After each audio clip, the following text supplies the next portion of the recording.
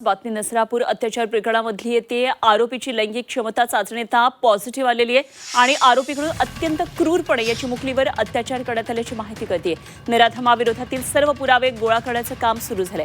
आरोपीच्या या आधीच्या गुन्ह्यांचा सुद्धा आता समावेश केला जाणार आहे।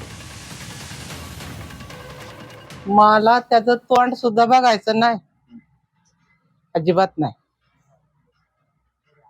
माझ्यापर्यंत कुणी त्याचं अंत्यविधी झालाय म्हणून सांगाय पण येऊ नाही। म्हणजे फाशी ते किरकोळ आहे, जाळला पाहिजे त्याला चौकांमध्ये, त्याशिवाय असा जिवंत न्याय व्यवस्थेवरती तरी माझी मनाची आग निवणार नाही।